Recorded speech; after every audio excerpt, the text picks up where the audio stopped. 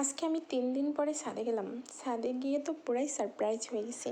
তো দেখেন আমার ড্রাগন গাছ থেকে কত সুন্দর ড্রাগন ফল আমি পাড়তেছি। নিজের পরিচর্যা করে নিজের গাছ লাগিয়ে যদি এরকম ফল হয় কেমন ভালো লাগে বলেন। আমি অনেকেরই দেখছি যে ছাদের উপর থেকে ড্রাগনের চাষ করে, তো আমিও করেছিলাম। তো গত বছর আমি এখানে অল্প কিছু ড্রাগন পাইছিলাম, যেমন 15-20টার মতো।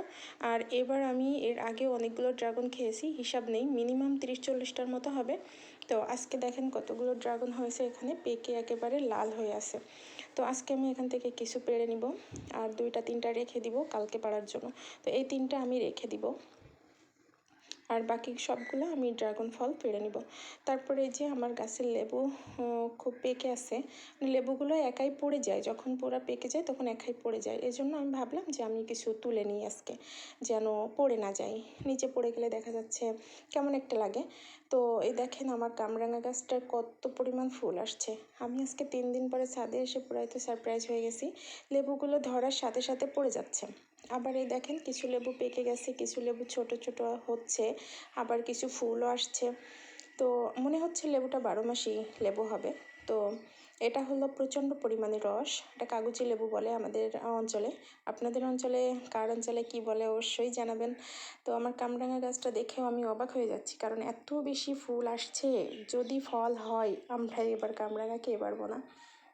তারপরে যে একটা কর্নারে আমার একটা মাধবীলতা গাছ দেওয়া ছিল, তো এই গাছটাতে প্রচণ্ড পরিমাণে ফুল হচ্ছে। আমি লেবুগুলো পেড়ে নিলাম, এবার নিচে নিয়ে যেয়ে আমি এটা পরিষ্কার করে ধুয়ে নিব। এই যে আমি এই ড্রাগন ফলগুলো পারলাম, 5টা ফল পারছি মোট। এটা আবার এই দেখেন একটা ইন্টারেস্টিং ব্যাপার হলো, একেবারে গাছের গোড়ায় একটা ফুল আসছে।